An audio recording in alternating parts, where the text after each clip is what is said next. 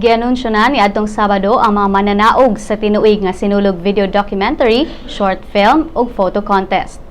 Ang uban sa mga mananaog kauban nato diri sa Sunstar. Ania si Army Garde para sa report.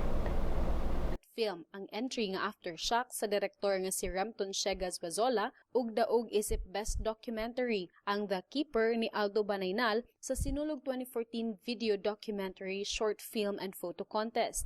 Gipahigayon ang awards night Sabado sa gabi sa SM Cinema 1. Naila si Zuazola sa iyang award-winning 2010 film nga Ang Damgo ni Luteria.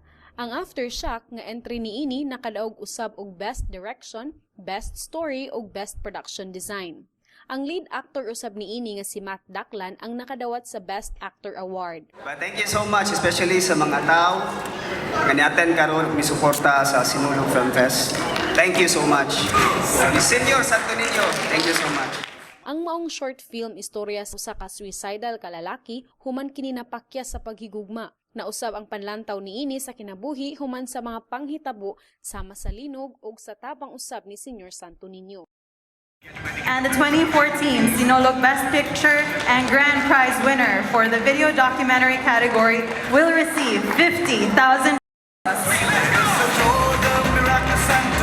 And so, first place for Best Video Documentary goes to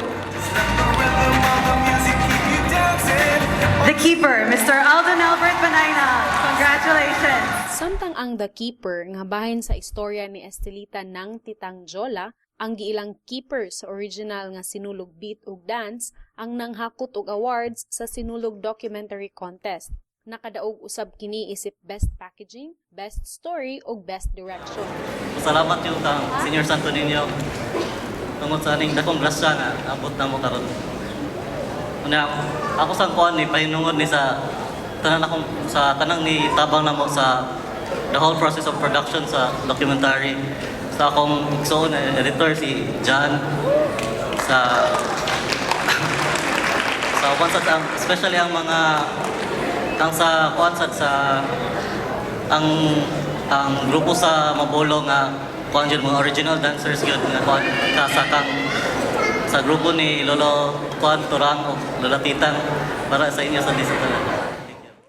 Ang Sunstar website editor nga si Nera Maris Puyo usa-usab sa mga artistang naglangkob sa maong kalihukan. Samtang sa photo contest, si Sunstar Cebu Chief Photographer Alex Badayos ang midaog og first place sa higante ug contingent categories. Mitambong usab sa maong awards night si Vice Mayor Edgar Labella.